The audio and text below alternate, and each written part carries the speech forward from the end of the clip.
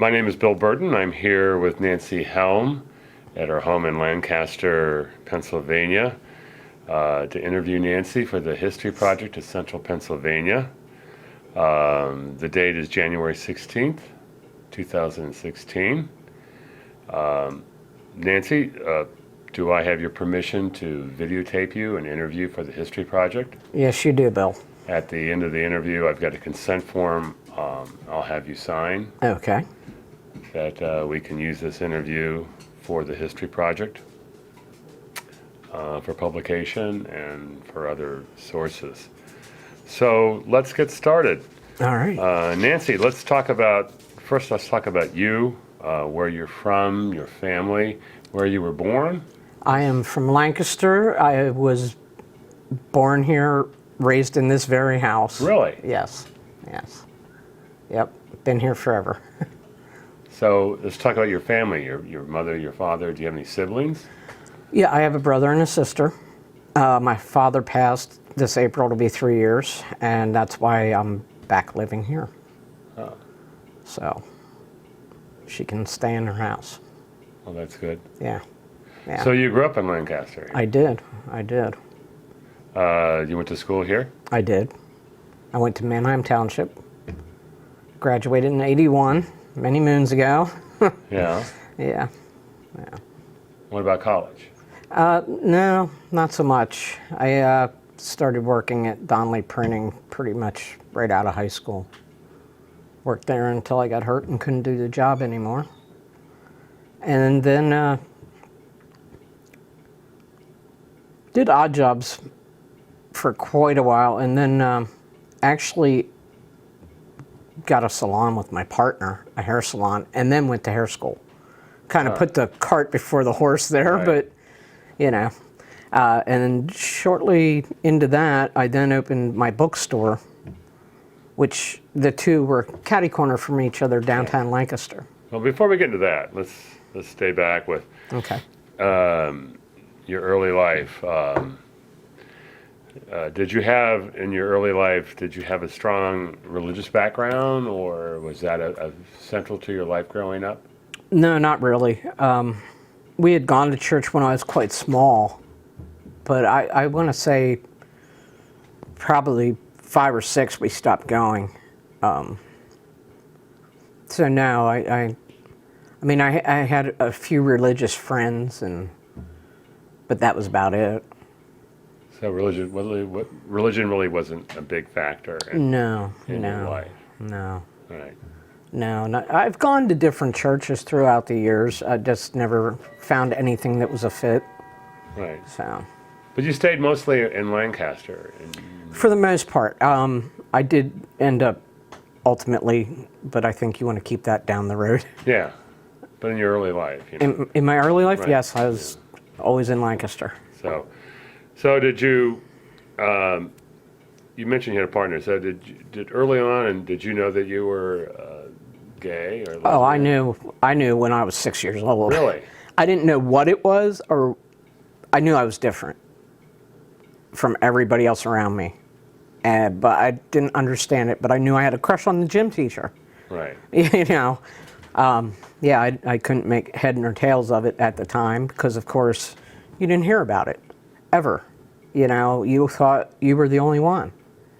And that lasted until, I think probably high school. I finally met somebody else that was, and it was like, what? It's not just me? Yeah, yeah, it's, I think why I'm so impressed with the youth group. Did you date at all, men, or No. Did you just? What kind of life did you just kind of? I kind of didn't really date much at all. In school age times, I just hung out with friends. I didn't, you know, I didn't know where to go with all that, or what to do, or where to meet people, or anything like that. So I just hung out with my friends, and I didn't even come out to them until much later. And when I did, I lost the majority of them. So this is like in the 70s, right? Yeah. So at that time, at that time period in Lancaster, how would you express people's attitudes toward being gay? Or what kind of pressure did that put I'll on be you? honest, you didn't hear anything about gay back then at all. You never did. I mean, this is why I always assumed I was the only one, because I never heard of it, never saw it, never knew anything about it. We were very sheltered here. You know, it's Farmville. Yeah. And you just really didn't hear about it. And then I'd say like maybe 1980-ish, you started to hear more. So how did you process that when you were young? You knew that you were different. You knew you were attracted to a woman. How did you envision living your life, or how did you think you were going to? I don't think I did. Honestly, I think I put it away because it didn't seem like something that would come to fruition. It seemed like a boat out on the ocean with no motor and just no contact, because there weren't other people like me that I knew of. Right. So it just always seemed to me like something that wouldn't happen, you know. And then the 80s, we used to have a hangout downtown called The Loop. Yeah. And you got to know people that way. And little by little, I started to meet more people, mostly men, though, unfortunately for me.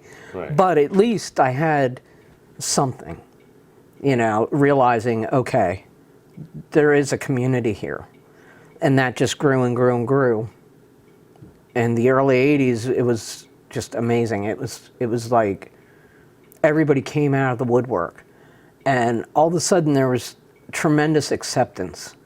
And it really seemed like coming into your own in Lancaster. And then AIDS hit.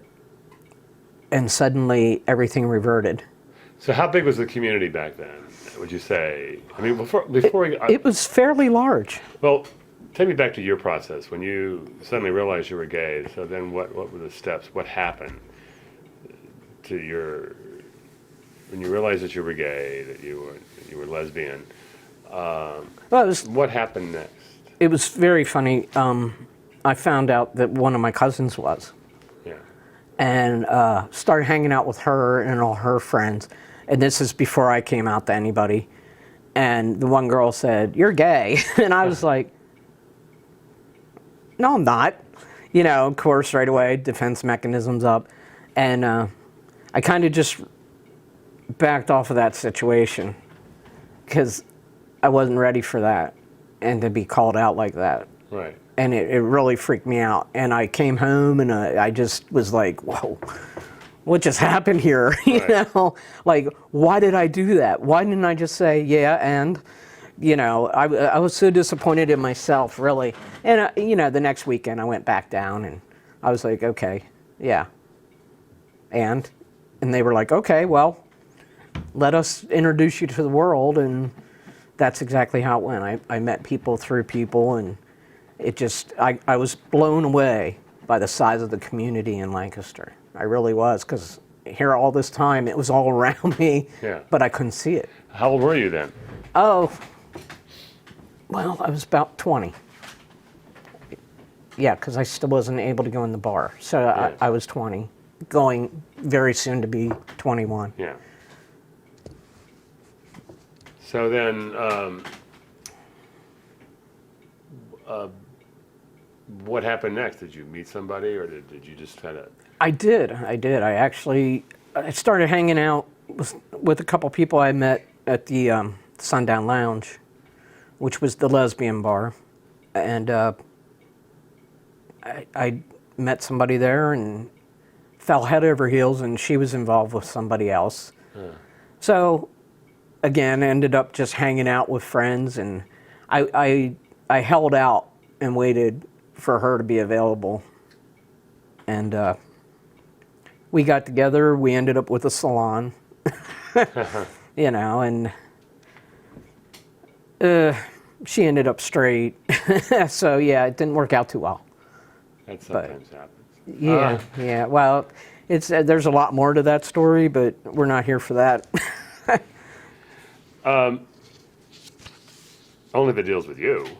Talk about it. Well, bits and pieces will definitely come up throughout. So, did you when did you tell your parents then when you first came out, or did you tell your parents later? I Or how told did that? them later. I came out to my mom and she said, please don't tell anyone, but, out of concern. She was afraid I'd get beat up. So I said, okay. And I want to say 2 years later, I had a full-on ad page in the newspaper announcing my bookstore, which was not adhering to the advice of my mother. And in hindsight, I probably shouldn't have done that. But would I change it? No. So, obviously, then, well, you came out and you opened a beauty you opened a beauty salon, right? Right. You and your partner. Mm-hmm. So, well, take me through that story then. So, what happened? Because it obviously leads into the bookstore, right? Yeah. Well, I guess at the time I never felt fulfilled in anything. I always felt like I had more to do. There was always something, on the periphery that I wasn't getting to. And I thought, okay, I would go to Philly, to Giovanni's room, Right. and I just loved that place. And I thought, we need something in Lancaster. So, hence, I started buying books, and I kept them at the salon until I had enough for a store, and I had a friend who had a storefront. And everything just fell into place. What year was this then? That was in, it was in 91. Yep, 91. It was May of 91. Yeah. Yeah, I opened May 15th of 91, and I closed May 14th of 92. It was, it was a chaotic year. So, how were you ordering books? Just through the publisher, or you just? Yeah. Yeah. Yeah, I started setting everything up. I got a bookkeeper and started setting everything up, building up stock, waiting to find a place to do it. Right. Because I just, wanted the perfect location, and I figured if I was going to do it, it had to be full throttle out there, and not hidden in some alley. I wanted it to be right there where people had to deal with it. Right. Because I just felt like, things had to change, things had to get better. We had to have more things where we could go, where we Right. could do, and the bookstore was a gathering place as well as a bookstore. So So, were you kind of like, were you self-financing this, like through credit cards? Did you get a loan, or? I was self-doing it, yes, absolutely. I was, like I said, building it up a little at a time. Yeah. Until I had enough to at least start. And then once I bought enough, like Penguin Books, and I can't remember all of them, they worked with me. They were tremendous. So it really took off. It really took off. I had people coming from Baltimore and Philly and all over the place, and they would tell me, you have a little store, but man, you packed this with everything. So, where was the bookstore? Where was it located? And what was the name of the bookstore? It was called The Closet. Yeah. And the sign had a little person coming out of the closet. And it was right on Main Drag, Prince Street. So Right in downtown Lancaster? yeah. My salon was on the corner of King and Prince, and then catty corner up Prince Street was the bookstore. It was a very, very out there location, and it was going well. It was going well. So did you have gay and lesbian books, and what else did you carry? I carried, cloisonnés and mugs and pins and all that stuff. I had all that stuff. I had all the extras plus the books, T-shirts. I worked with a guy, Skyler, I can't remember his last name, out of California. He had Don't Panic t-shirts. I don't know if you've ever seen them. No. I know he had a store up in New York, but it would be nobody knows I'm a lesbian, nobody knows I'm gay, Yeah. you know, stuff like that. I love it. And oh, I don't know. I guess I shouldn't curse on here. There was one shirt I particularly liked that all the guys liked, and it said, "Fuck me and the horse I rode in on." And that was a huge seller. Yeah. But yeah, the shirts were awesome. And I did a display in the front Yeah. window with all these shirts, and man, people were coming in like crazy. It was really going well. It was really going well. And the Pink Triangle Coalition had already formed. As a matter of fact, we'd meet there Right. and make buttons and stuff. And Did you have like authors come and read from their books? And no, I like that? hadn't gotten to that phase yet. Definitely down the road it would have happened. But everything was going on all at once because, you know, I'm doing the salon, doing the bookstore. We were fighting for the Public Accommodations, Jobs and Housing Yeah. Act. And we were in a battle with the county commissioners at the time. And back then, we had the county commissioners and the city council were one functioning unit. And the county commissioners were threatening, you know, if city council's going to vote for this gay thing, then we're going to split from you. And we thought, oh, well, there goes that. Well, to our shock and dismay, city council voted with us. And the county commissioners split off from them. And I think that's what really started everything up, because it just got insane. It just got insane. Insane how? Like, there was just such a tremendous wave of, oh, man, we're doing this. This is awesome. And that's how the Pink Triangle actually started. Really? Because we got that passed, and we all went down to the Tally Ho, and somebody put a microphone in my hand.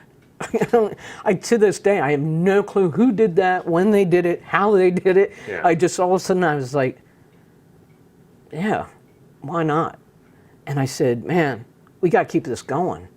Let's make something. Let's do something. This is good. Let's keep it going. And I said, let's call it the Pink Triangle Coalition. And everybody was like, yeah. And it just became this unbelievable ride.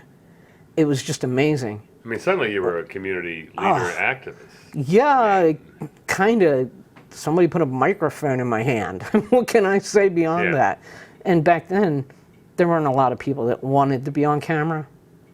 So there was basically maybe 3 of us in the whole group that would actually go out and do the interviews. And we ended. But see, I find that, I mean, this is 1991. Yeah. I still find that kind of. Is that because it's Lancaster? People are still afraid to, Oh, to do yeah. that? I mean, Oh, yeah. I was living in Boston at that time. I mean, Yeah, a big I guess city. it's big Big city city was versus- totally. I mean, right down the road in Philly, it was completely different there than here, and that's what 35 miles. It was a different world. Harrisburg to Lancaster, it was a different world.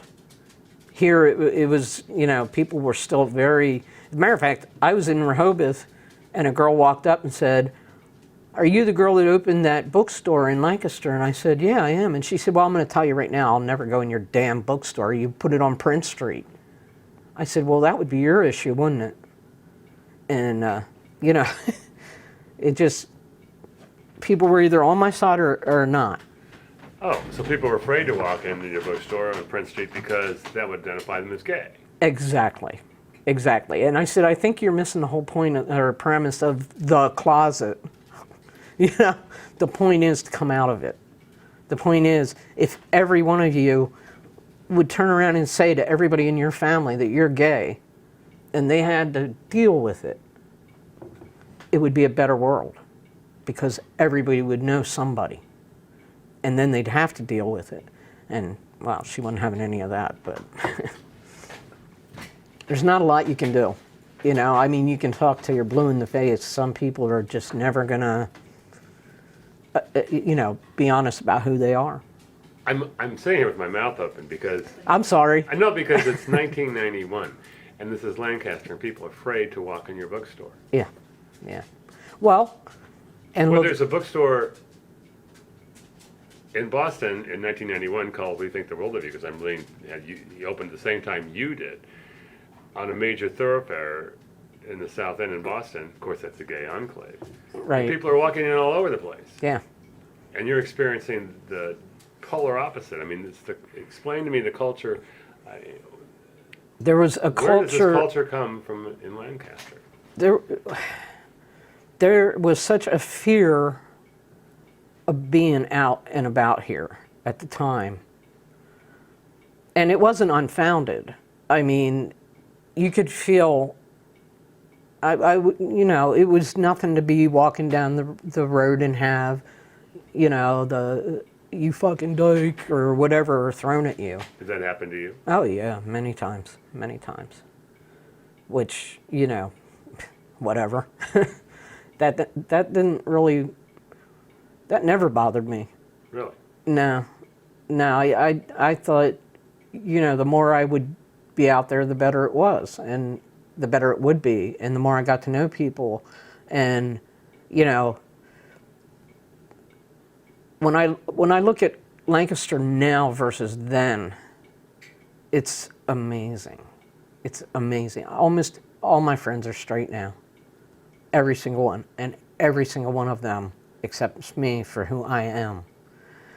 Versus then, it was like, I had a guy come up and he said, "Well, I'll tell you right now," as if I asked, "I could handle seeing two lesbians kiss on a bench, but if I see two faggots kiss on a bench, I'm gonna throw up." And I said, why look? If it's gonna make you ill, why would you even look? Why do you care? Did you want to sleep with one of them? I mean, why would it bother you?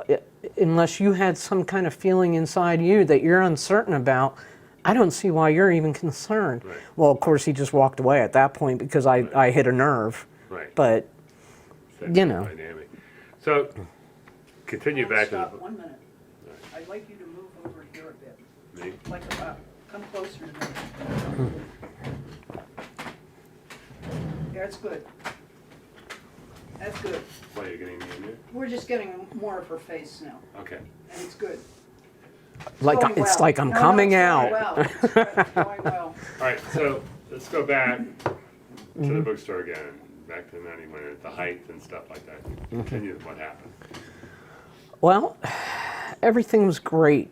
Everything was so great. I mean, you had your bad parts with, you know, the girl on the beach, but all in all, I mean, I had Amish people come in, look around and say, "Well, I don't see anything wrong with this store at all," and then they'd leave. You know, but that being said, again, and your mouth's probably going to fall open again, because daily almost the police would come in to raid me. It wasn't really a raid, because they got so used to these calls, they'd come in, walk around, and leave. They'd say, "Hi, Nance," and leave, because they knew what they were being told was unfounded. But they'd get calls constantly that I was carrying pornography and I was doing this and that, and because people wanted the store closed Right. desperately. They did not want gays to have any kind of identity downtown. But you had no magazines in there? Or Nope.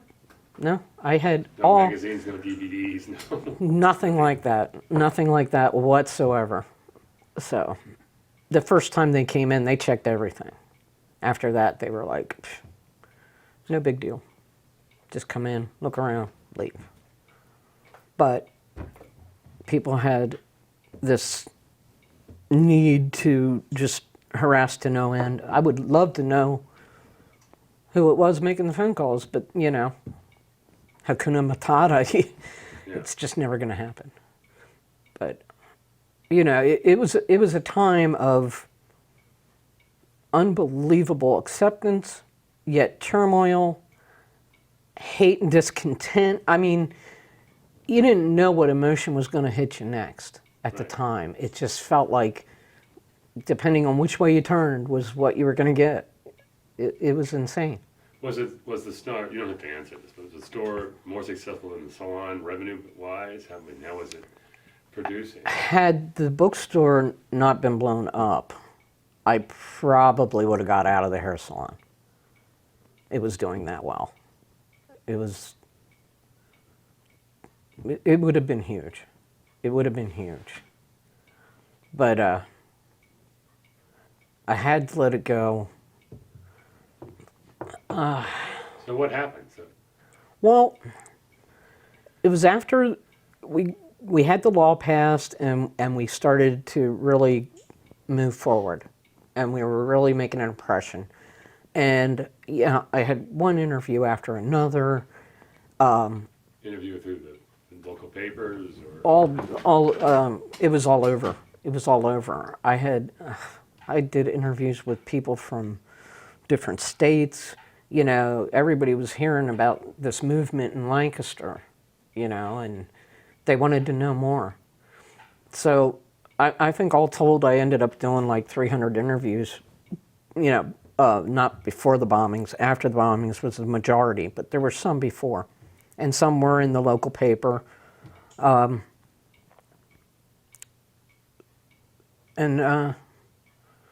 next thing I know, it was June. It was like a month and 6 days after I opened was the first bombing. And I get this phone call in the middle of the night, and it's... A month and 6 days? Yeah. I get this phone call, and I'm like, what? You know, I just couldn't even fathom what I was hearing on the phone, and the guy says, look, just come down here. You'll see for yourself. And I'm like, what? And I turned to my partner, I said, my store was blown up. And she said, what? And I said, right? We got to go down there. I don't know what's going on. And so we just threw some clothes on, and we go down there, and you know, all I can smell is gunpowder, and there's still smoke, and you know, I'm like, who would do this? You know, who would do this? This is crazy. And the cop's like, well, you know, I don't know what to tell you. They were very matter-of-factly about it at the time. And so How bad was the damage? Well, I'm trying to think. This time it was put on the window over at the side, so the damage was very isolated into a small area. So it was easily fixed. Yeah. You know. Did the police even try to investigate? I would like to think that they did, but I'm pretty sure that they really didn't at the time. I think it was more like, you know, it was probably just juveniles, or, you know, the chances of us finding out who did this are slim to none. You know, back then you didn't have video anywhere. No fingerprints, no nothing. Yeah. Anything that would have been left behind would have been blown up. So No idea what kind of bomb it was. It was quarter stick dynamite. Yeah, and I guess taped together and then taped to the windowsill.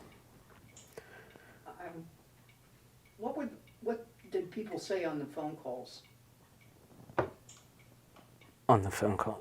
You mean when they called to tell me about it? To notify you. No, before, leading up to.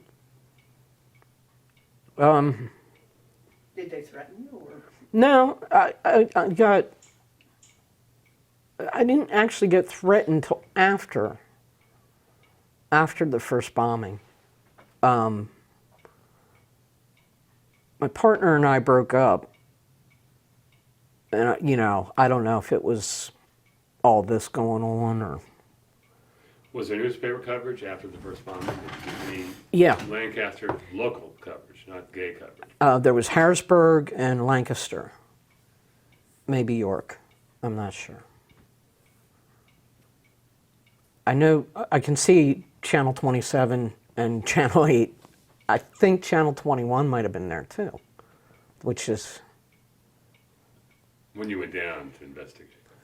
no, the next day. They came the next day in the morning. I don't even think they were notified until the morning, to be honest. People just started showing up, calling me, hey, I want to do an interview. And I was like, you know what? On the phone, let me wrap my head around it first, because right now I don't know what I would tell you that could help you to understand this any more than I do. And I kept waiting to have somebody say, you know, call me and say, you know, I did this or Right, take responsibility. whatever. That never happened.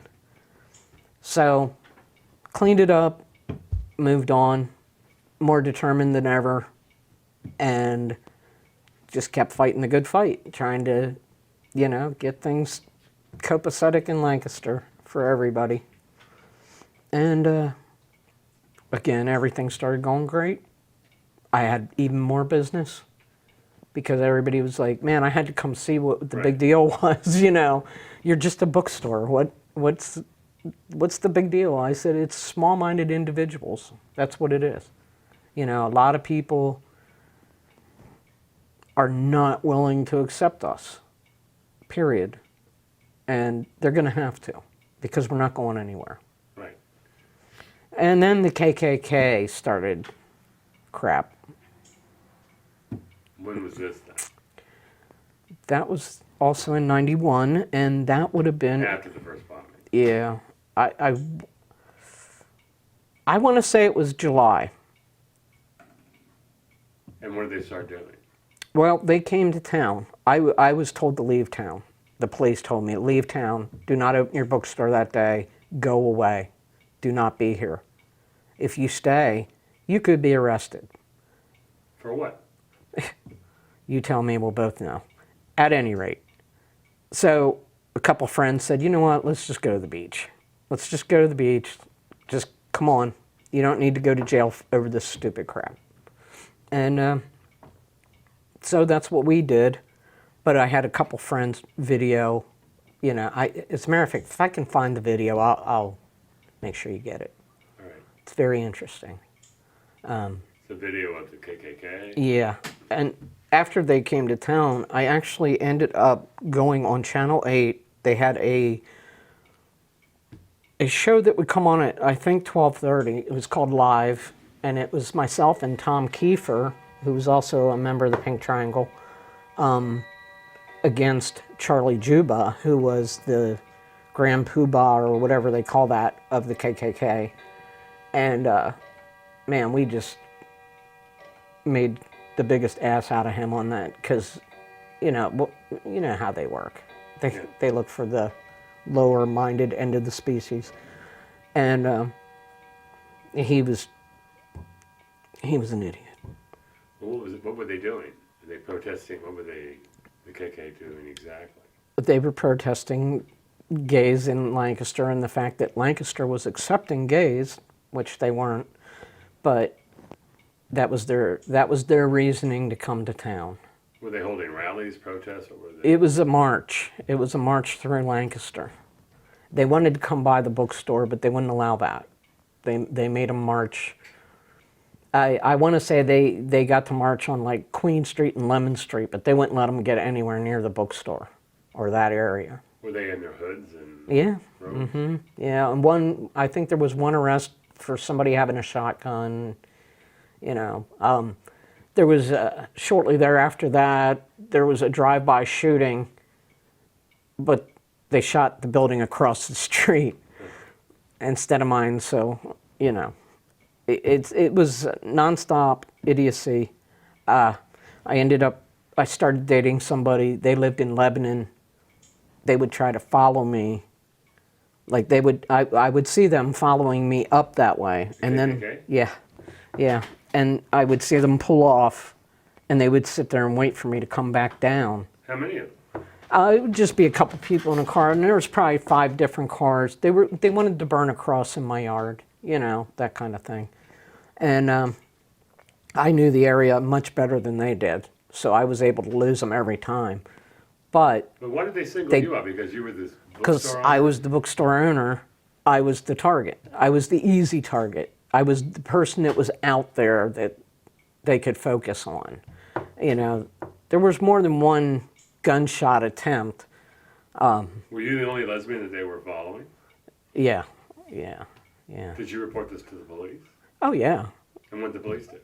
Well, unless you can get a, you know, license plate. Well, how can I get a license plate if they're following me?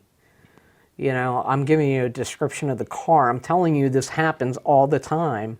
Oh, because Pennsylvania has no front licenses. Right. That's right. Right. So it was just, there was never any serious help when it came down to it. And this just went on and on and on. And finally, a friend of mine, How long did your time period? and that was probably a good 3 months. And then the girl I was dating moved in with a friend of mine in Lancaster. So there was no more trips to Lebanon, which was very helpful in that aspect. But it was like I said, it was a time of turmoil. I didn't really know who my friends were anymore. I honestly felt like what it was like to be hunted. And it was pretty horrible. It was pretty horrible. And the girlfriend and I didn't last very long at all, and it was probably a lot of this, you know. It was pretty, I guess, pretty. Well, yeah. You had to be pretty brazen to be hanging out with me. My so-called best friend had no problem being there when the cameras were rolling, but as soon as they were done, it'd be like, "Can you move over there? Because if a bullet strays, I don't want you to be beside me, because I might catch it." I'm like, you know what? We need to take a hike. Just go. It was How many- just crazy. Was there other bomb attempts after Yes. the first one and the KKK were harassing you? Were there bomb attempts in between that time? There was another, there was one more bomb attempt. Well, there was a threat of a bombing in between, and that was done, yelled out from a car, you know, "We will throw the next bomb." So I knew it wasn't the person that actually did it, because they didn't throw the bomb, they placed the bomb. And then in August, they blew the store up again, and this time they actually put the bomb, the door had a lovely brass rail to open, and it was really heavy duty, you know, it was old school, probably back in the 40s. It was beautiful. They put the bomb this time, I think it was like it would end up being a full stick, so it was 4 quarter sticks, and they taped them together and placed them behind this handle and the glass. The force of that was so strong it blew a chunk of the brick wall out that was probably from here to there, so about 20 feet back, and it blew a nice sized piece of brick out of the wall. Wow. It did a lot of damage.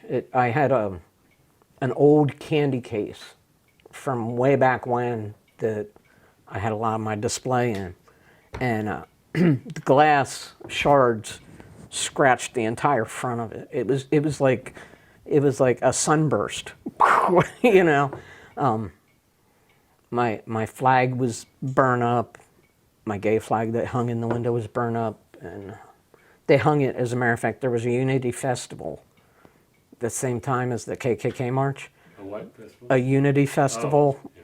and I think that Unity Festival was a very big turning point also. But they had that hanging, they had balloons in rainbow colors coming up, and then the flag hanging down with burn holes in it. So, you know, Moving. yeah. So I wish I had that flag. It disappeared, but I'm sure it'll resurface sooner or later. I think it was a big turning point. I think that finally, after that second bombing, I mean, people were just walking up and handing me money and saying, you know, Really? anything we can do to help. Well, then I got another threat, and this time it was in 5 o'clock traffic, which was bumper to bumper on Prince Street. And I couldn't determine who said it, but it just hit home, and I thought, man, I don't know if I can stay open, because if they're willing to do that in 5 o'clock traffic, what if they really did just throw a bomb and somebody got killed? You know, how would I ever justify staying Did someone open? yell out the threat on their car or something? Yeah, yeah, yeah. And like I said, there were so many cars, and I couldn't, like, I was looking at everybody, you know, like, who the hell said it? But you couldn't tell. What'd they say? They said, we're gonna bomb your store again. And that was, you know, that was it, just that. We're gonna bomb your store again. And I thought, man, can I keep doing this? But that was August. And I hung in there. And then I got another threat, probably January. But By telephone, by... another in the car, right out front. Right out front. Now, what are the police saying all during this time? Nothing. Nothing. After the big second bombing, what'd they say? Did they investigate again? We still haven't found, you know, we're still working on it. We haven't found anything, and, you know, business kind of got back to normal, and things were starting to go well again. Christmas was awesome. I had great sales, and I thought, well, yeah, maybe this will work out. Maybe people are starting to calm down now. Maybe this is going to be a better situation. But it really wasn't. Let me just silence this. Sorry. It's all right. So, what? Obviously, it's taking an emotional toll on you too, right? Oh God, yeah, yeah, it did. I think the worst part of it all was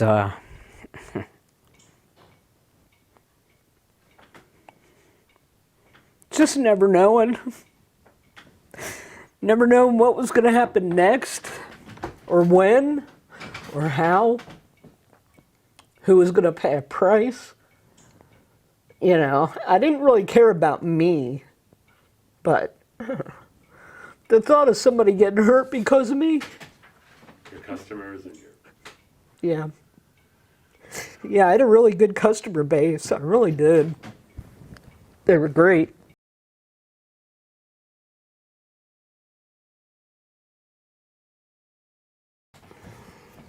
So, I want to jump back into after the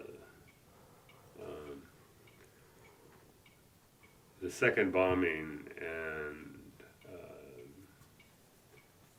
and then then we talked about the threat again from the car, and then the police. Did the police know that you were getting these threats too? And Oh, yeah. bombing? And Oh yeah, I made them quite aware. what was their basic reaction? Oh, you know, we'll see what we can do. We still haven't, you know, nothing's solidifying. You know, there was always just like a runaround. No.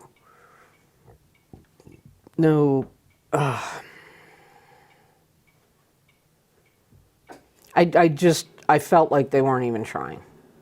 I felt like when I did inquire, I was just put off. You know, they were telling me whatever they thought would shut me up, and it was crazy. It was just so, like, if it would have been anybody else's business, you know, would they have had that same attitude? they didn't look at that as a legitimate business. That was the problem. It was just a gay bookstore. And that's how I felt. And I had one detective that was supposed to be working my case. And I mean, he would stay in touch with me, but he never had answers. How often you had 2 bombings? 2 bombings. And how many threats? 3. Over the course Two in that summertime time frame. And then, like I said, Christmas was good, and then it was January was the next threat. And that's when I really started contemplating closing. And That was a drive-by threat. yeah. Yeah, and Did you think about in between times? Was it always on your mind, or did you just put it out of your mind, or how did you? it was always a little bit there. It was always a little bit there. It's not something that you bounce back from easily, because it was like a constant thing. Everywhere I went in Lancaster, I couldn't go to the grocery store without somebody recognizing me, somebody making a comment. Like what? Well, the one time I was alone, and I was at the store, and there was a couple there, and the girl came up and said, "Oh my God, I know who you are. Way to go. Way to be proud of who you are. You're doing a great thing." And I was, thank you. And I just wanted to shop, Yeah. and they were going one way, I was going the other. So every aisle, and she would say something to me every aisle, and I could see him getting sick of it. And finally, by the end, he made it clear that he wanted to kick my ass, And I said, hold up. Number one, she's talking to me. I'm not talking to her. I didn't approach her. She approached me. If you have a problem, I believe it would be with her, not me. I said, but if you want to go out front and we could throw down and I'll embarrass you in front of her, that's on you. And she hit him and said, she probably would kick your ass. And I said, and you're not helping. You both need to just stop. Go on with your lives. I'm not part of it. And it just ended there. But this was all the time. I was seeing somebody else at the time, and everywhere we'd go, there would be somebody with some comment.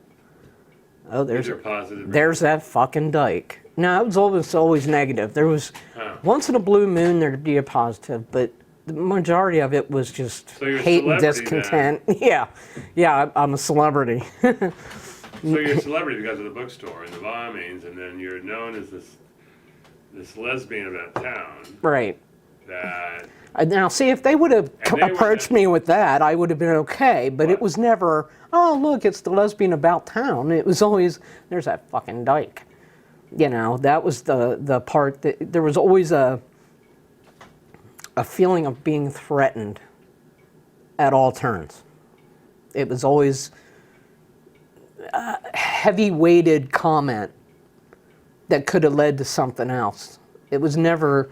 Oh, so it was either your bookstore is being bombed or threatened to be bombed, or there's that dyke. Yeah, it was never... It was like this constant... Everywhere we went. Notoriety. Everywhere we went. And she even said, is this going to be our lives? I guess it is. Were so basically, quote unquote, you're the dyke with the bookstore. Right. I mean. Right. Yeah.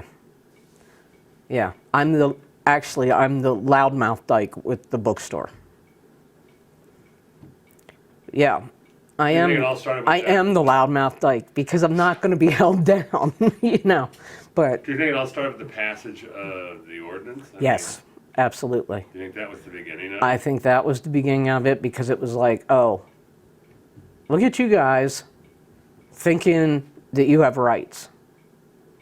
And that's where it all started. The turmoil started around that.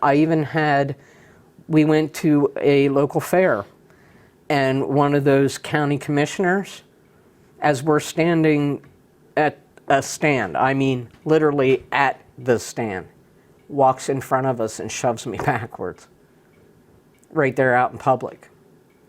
And the woman I was with, was like, "What in the hell is your problem?" I said, "Don't feed him. He's an idiot." And she said, "Oh, do you know him?" I said, "Well, yeah, that's a county commissioner right there. Aren't they upstanding people?" So, if the top notch, as they say, is willing to do ignorant things like that, what chance do you stand? And that's kind of where my mindset was, because I was already having issues at the time. I mean, my store had just been blown up. The fair's all starting to fall. But then, like I said, at Christmas time, everything started to come around. Things started to get better. And then, boom, another threat. And then, I'm thinking, well, here comes summer again.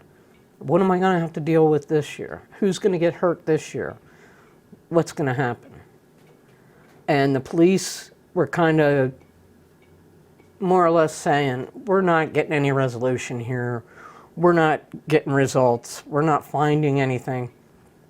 They came down to question me because the so-called best friend that said, "Can you stand over there because I don't want to catch a bullet?" Her mom called the police and told them that I probably blew up my own store to get notoriety.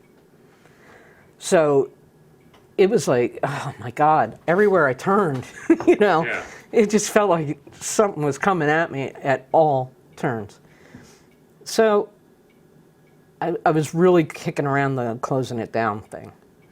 And that went on the whole winter. I just kept thinking, I don't know. I don't know if I can do this anymore. Then the police came one day and they wanted to use my bookstore to watch the salon on the corner. I'm like, you're kidding me. That's my salon. And they said, well, you need to sell your part then because they're dealing drugs when you're not there. Oh, no, that's... I'm like, give me a break. Are you kidding me with this? He's like, no. He said, I'm not going to be able to use your store now that I'm aware that you're part owner of that. He said, I know you're not involved, but I would get out of it. So I immediately approached my partner and said, this isn't for me anymore.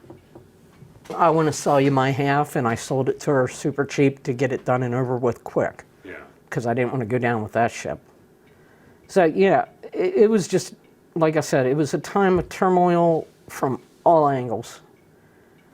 And it just never felt like I was going to make it through another year with it.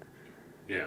It just felt like there was something out on the horizon and it wasn't going to be pretty. And the more I thought about it, the more I thought, you know what, I am going to have to close the store. I wanted to try and stay the whole full year, and I did technically. But amazingly, 1 week after I announced the store closing, they caught the people that did it. Isn't that something? Isn't that something? That's amazing. So who did it? It was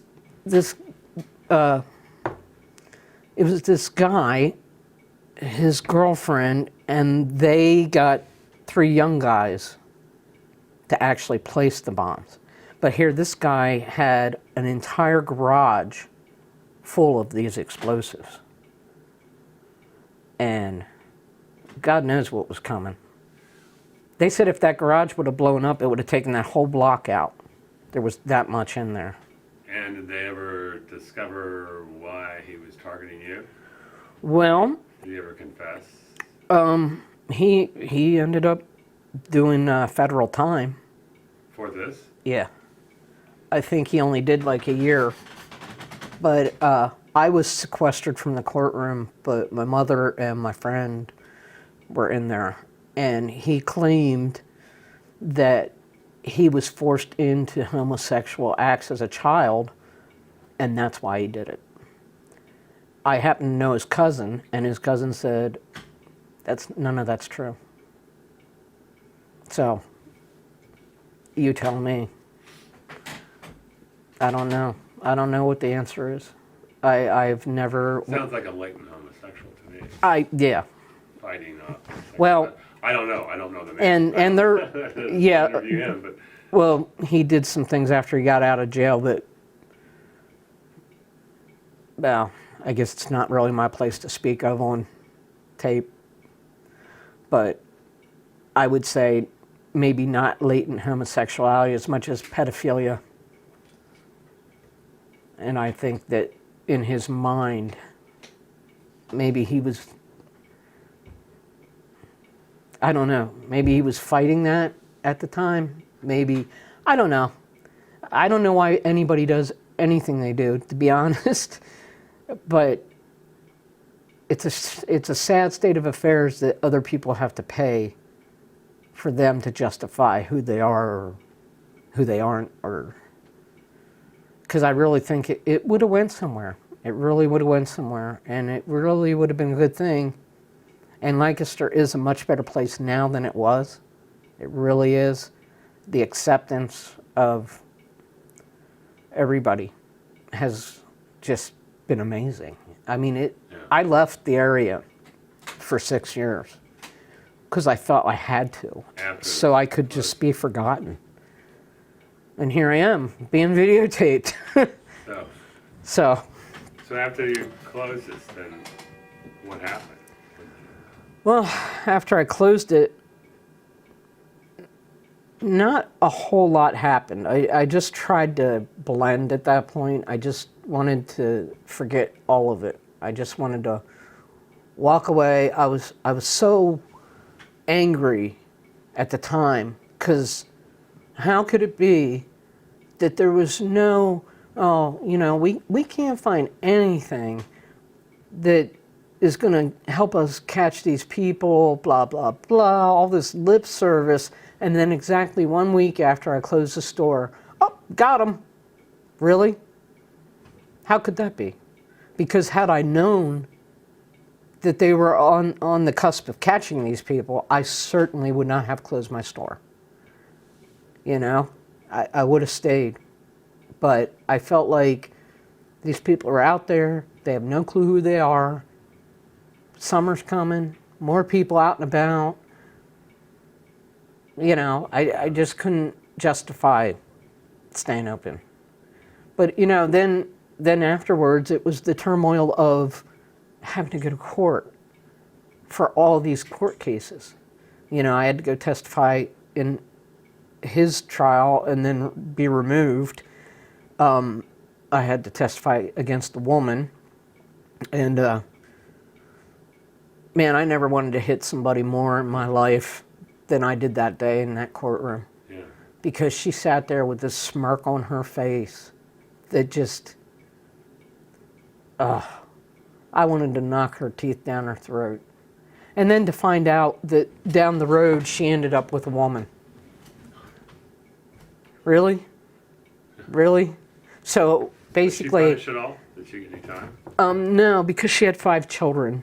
And that's the only reason. But the judge told her, if you ever end up in my courtroom again, you'll lose all 5 of those children and you'll never see them again. So you better think twice before you do anything stupid again. You know, and the 3 kids, the one was obviously mentally challenged. And he walked right up to me and said, "Ma'am, I'm so sorry for what I did because I had no idea what I was doing. I really didn't." And I said, "Don't worry about it." And I gave him a hug, and I told the judge, you know, just let him go. The other kid, oh my God, it was horrible. And I wasn't allowed to have anybody there with me because they were juveniles. They could have their whole family. And the grandmother of this kid, this totally disrespectful kid, sat right behind me and says, "Huh." She says the brick was blown out of the wall. Pfft, I find that hard to believe. I said, "You're a grandmother. I find that hard to believe." You know? Yeah. I mean, seriously?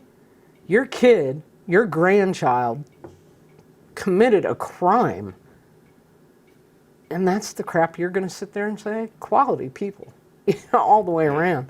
The guy, his wife, had hit a jogger probably 3 months before the bombings, hit a jogger and drove off, left him for dead, and claimed she thought she hit a dog. You know, I mean, when you look at all the things involved, it's like, wow. So this went to trial in Lancaster, right? Yes. Lancaster Court. Mm-hmm. Yeah. In 92, 93? Oh, man, it seemed like it took forever. It was probably 92, 93, Yeah. probably. I can't say for sure, Yeah. but yeah. It did seem like I was, Only the guy served. it seemed like I was in court every week almost. Only the guy served time. He did, and 2 of the kids did a So little was the time. the state or the city against? How was it prosecuted? The state against? I want to say it was the state. I want to say it was the state because he ended up doing federal time. And I don't think I ever knew what the kids got exactly. Was there press coverage on this too? Oh yeah, I believe, yeah. It was 13 times in 1 year is what it was in court. Wow. Yeah. It was a lot.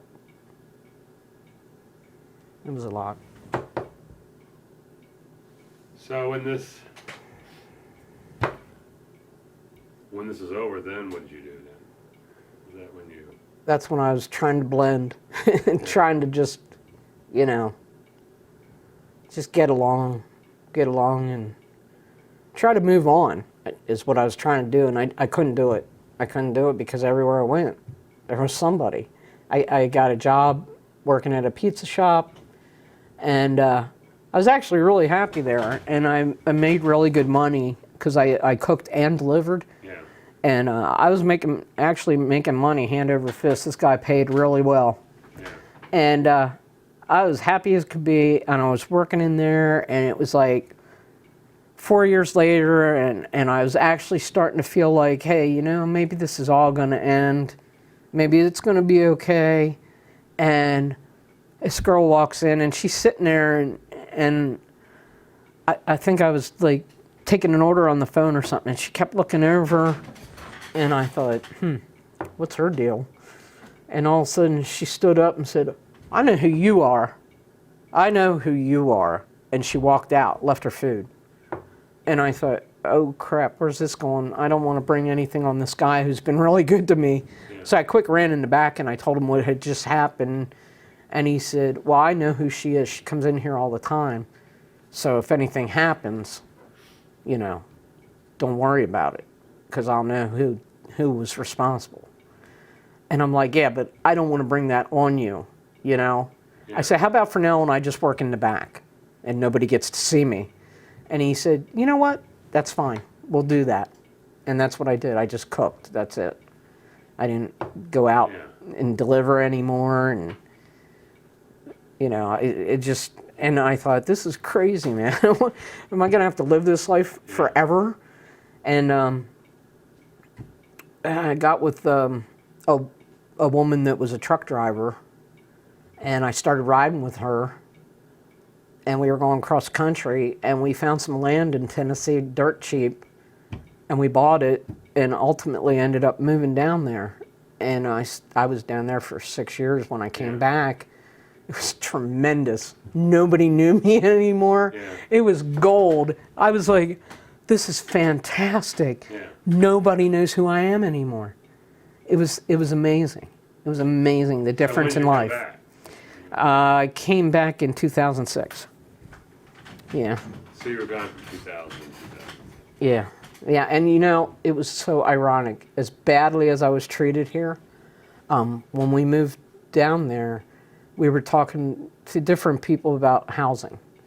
And the one place, they said, oh, you know what, you guys are going to need to get special coverage because, you know, obviously you can't get married, but you're together and blah, blah, blah. And it was like, we're in Tennessee. Yeah. You know, I didn't see that coming. I thought, boy, you know, this is going to probably be worse than Pennsylvania. Yeah. And it was not. It was not. It was pretty cool down there. Where in Tennessee? It was between Nashville and Memphis. Yeah. Yeah, it was a little tiny town. Really tiny. It's like, I think 220 people live Wow. there. Yeah. Yeah, it was like a 45-minute drive to go to the store. You know, it was out there. It was a different world. So what brought you back to Harrisburg? I mean, Lancaster. That situation didn't work out, and I just wanted to come home. You know, so that's what I did, and it's better. You know, it's way better here now. The changes are pretty immense. I wish I would have been here to see it, but I couldn't be. I just couldn't live that way anymore. And now here I am. You know, putting myself back out there, but So for the last 10 years, what have you been doing here? working for the hospital. I've been working for the hospital and making some really awesome friends.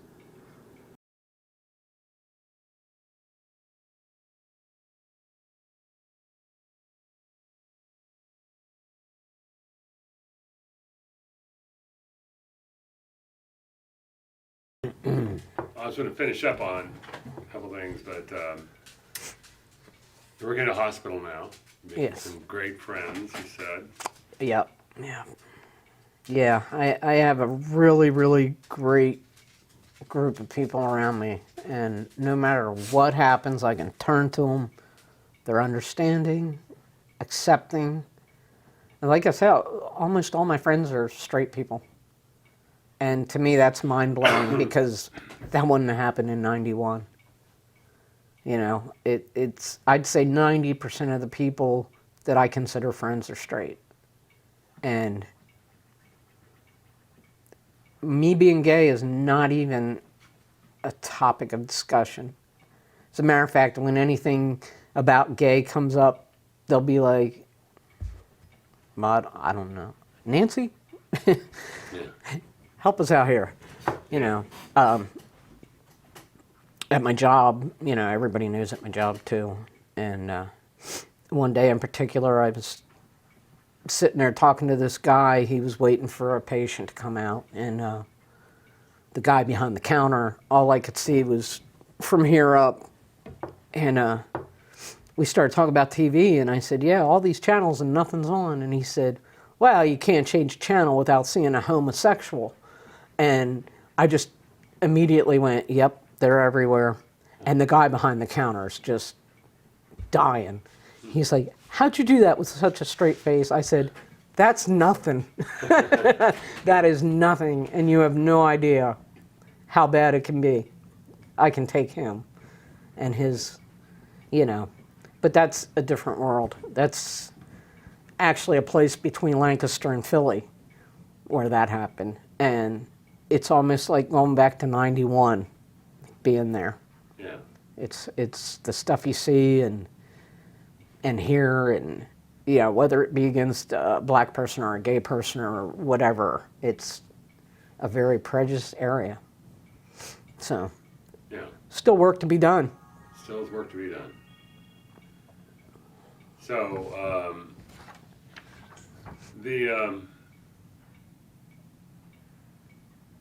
since you've, you know, I guess, what do you think accounts for the major change that you've seen in Lancaster from the '90s to now? There's still work to be done. There are people Absolutely. still with a lot of prejudice. Absolutely. But you've commented that Lancaster's changed. Oh yeah. So what do you think Well, has brought about this change? I think a lot, like the hospital I work at, for example, is in the city, and the city is where we fought for that law And the law is still kind of questionable as, validity-wise. But I think the change is, like at the hospital, you can't be prejudiced against a gay person. We are all inclusive, and that's the bottom line. And I think things like that have changed the opinions of a lot of people. I think dealing more and more, because I don't really know what the percentage is of gay versus straight at the hospital is, but I know there's a lot of us there. They really do equally employ. And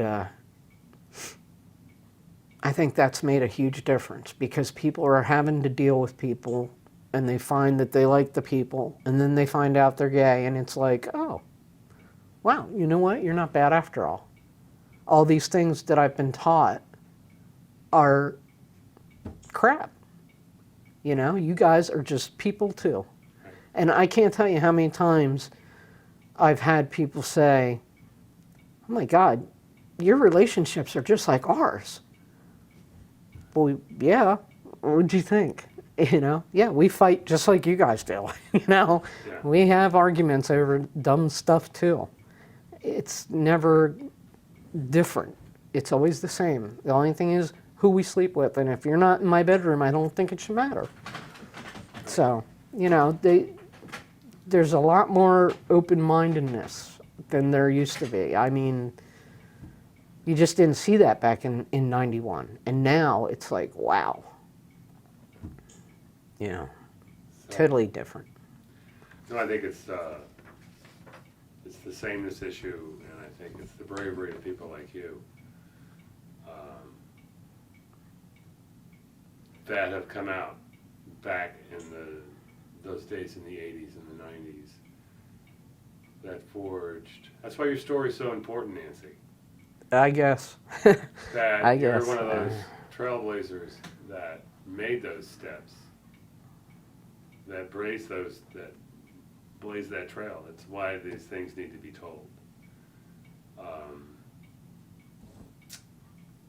But I want to, one more thing I just want to jump back is something that you said off camera, that the people that made the threats got more severe punishment or...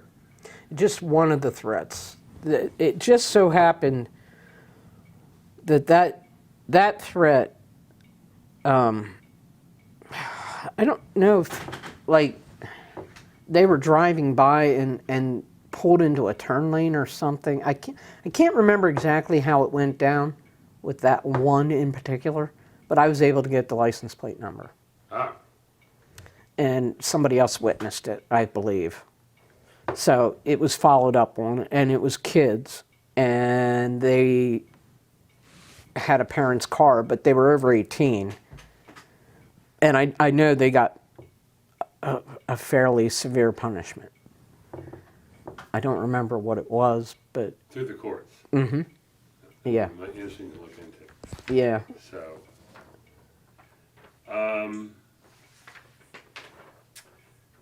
is there anything else you would like to add? Oh, no, I think we covered everything. I can't think of anything off the top of my head.